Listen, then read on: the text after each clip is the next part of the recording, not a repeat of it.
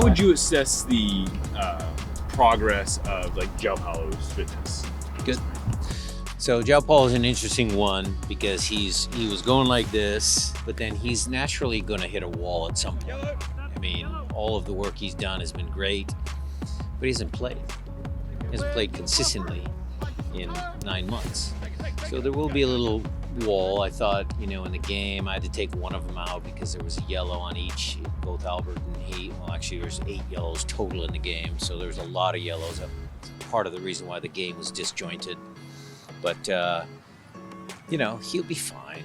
I'm not worried about him, but we do want to be cautious. I want to make sure that he stays like this, doesn't have a big dip, keeps going forward.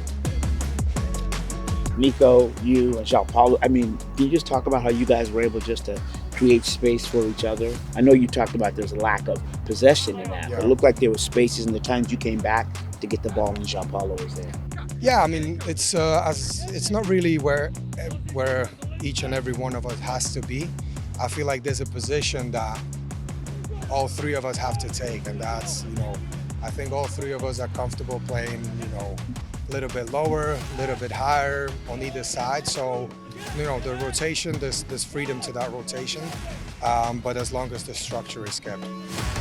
You ended up having 6 guys called into international duty. All of them ended up going, it looks like. Was there any conversations with potentially holding anyone or trying to get anyone to stay back? We had conversations with all of them. Everybody's a different situation. The 20s and the 19s with Reed and Obed, those are a little different than the other ones. We had conversations with all of them, but we've always been pretty consistent, so we're not going to change. A lot of your width and your attacks are coming from guys that might not be here this weekend, or they're moving to another positions. How do you cope with that and continue to have the exact same style and determination?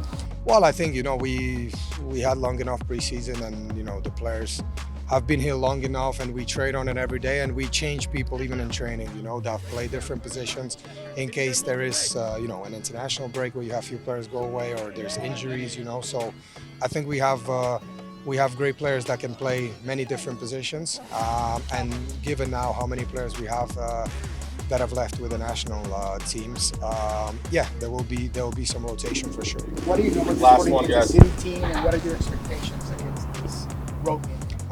We know that they have a lot of injuries. They have a few guys coming back now, and they're in search for their first win of the season, and it's not always fun to play those teams that are looking for their first win of the season, and especially when they play at home. So we expect a tough game, a crowd that will be loud and will get behind them, and it will be another tough game in a row.